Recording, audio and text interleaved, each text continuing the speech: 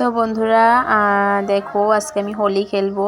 আর প্যাকেটের থেকে দেখো 3টা কালার আমি প্লেটের মধ্যে বার করে নিয়েছি, কারণ সবাই আসলে প্যাকেট থেকে বের করে দিতে মানে অসুবিধা হয় আর কি। তো আজকে হোলি খেলা হবে। শুভ সকাল বন্ধুরা, তোমরা সবাই কেমন আছো? আশা করছি তোমরা সবাই ভালো আছো এবং সুস্থ আছো। তো তোমাদের সবাইকে জানাই হ্যাপি হোলি। হোলির অনেক অনেক শুভেচ্ছা রইল তোমাদের সবাইয়ের জন্য, আমার প্রিয় বন্ধু সবাইদের জন্য আর কি। তো আজকে আমি হোলি খেলবো। আমার হাজব্যান্ড আজকে ঘরেই আছে, তো সেটাই আর কি। আর আজকে ওর সাথে প্রথমে হোলি খেলবো, তারপরে বাকি সবার সাথে খেলবো।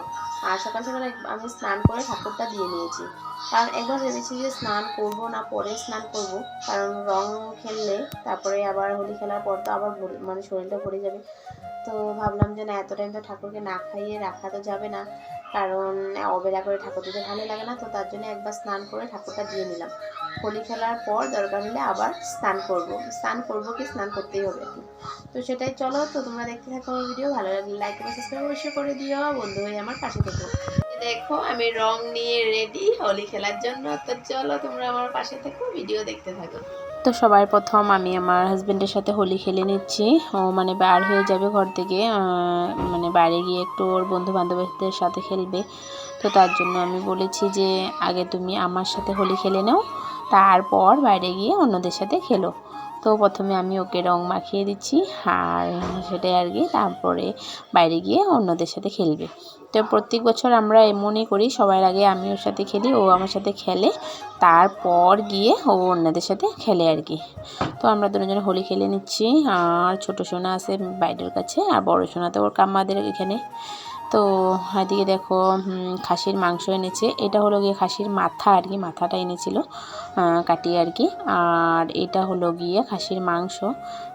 তো আমি বললাম যে ব্রয়লার তো সবসময় খেতে থেকে আজকে ব্রয়লার আনতে হবে না, আজকে খাসির মাংস নিয়ে আসবে। তো খাসির মাংস নিয়ে এসেছে। তো এদিকে দেখো আমি খাসির মাথাটা বানিয়ে রেখেছি কষা, আর এদিকে খাসির মাংসটা বানাচ্ছি, ঝোল করব এটাকে।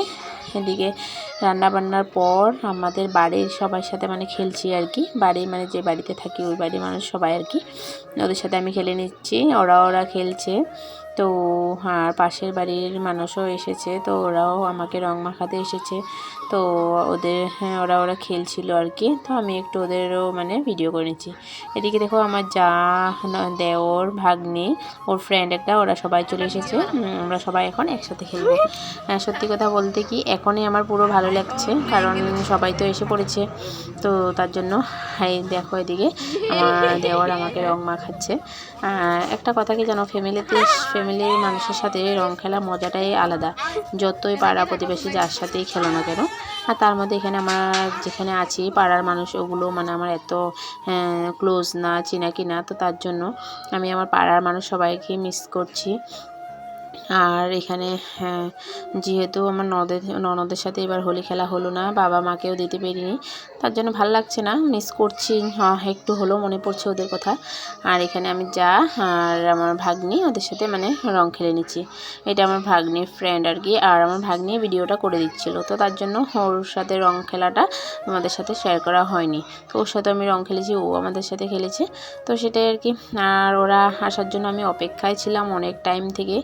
রান্নাবান্না শেষ করে স্নানটা আমি কখনোই করতে পারতাম, কিন্তু আমি আমার যা আর দেওর, ভাগ্নি, ওদের অপেক্ষায় ছিলাম যে ওরা আসলে ওদের সাথে রং খেলে পরে স্নানে যাব। তো ওরা চলে এসেছে, আর এখন আমি ওদের সাথে রং খেলছি। খেলার পর ওদেরকে কিছু একটা খেতে দেবো, খেয়ে ওরা চলে গেলে তারপর আমি স্নান করে নেব। এদিকে দেখো আমার দেওর ওর ছোটো সোনাকে নিয়ে আছে। আর এগুলো আমাদের বাড়িরই আর কি, এই দিদি, যে বলি যে দিদি, ওই দিদি আর ও দিদির মেয়ে। তো ওদের সাথে রং খেলছে। আর বড়ো ছেলের চোখে রং একটু চলে গেছিলো খেলতে খেলতে, তো তার জন্য এটাই মুছে দিচ্ছিল আর কি, এই দিদি মুছে দিচ্ছিল। কারণ কখনো কখনো হয়ে যায়, জেনে বুঝে কেউ কিছু করে না, তো হয়ে যায় কখনো আর কি। আর ও দেখো ও কাকুর সাথে কি করছে।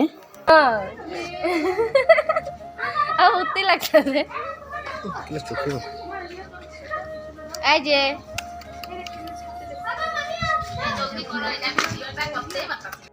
আর এদিকে আমি আর আমার যা মানে একটু রিল বানাচ্ছিলাম।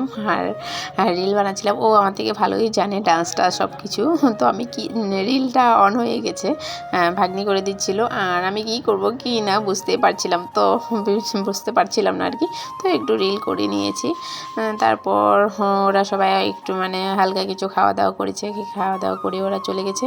তারপর আমি স্নান টান করে আমিও খেয়েছি, ওর পাপাকেও খেতে দিয়েছি, ও খেয়েছে। বড় ছেলে খেয়ে ঘুমিয়ে পড়েছে, আর ছোট ছেলেও ঘুমিয়ে আছে। তো সেটাই আর কি। আর তারপর আমি যত খাওয়া দাওয়া করে বাসন ছিল সব কিছু একসাথে মাজতে বসে পড়েছি। সব কিছু মেজে ধুয়ে নেব। আর রাত্রের জন্য রান্নাবান্না আমার কিছুই করতে হবে না, কারণ যেটুকু সবজি আছে রাত্রে আমাদের 3 জনের হয়েই যাবে।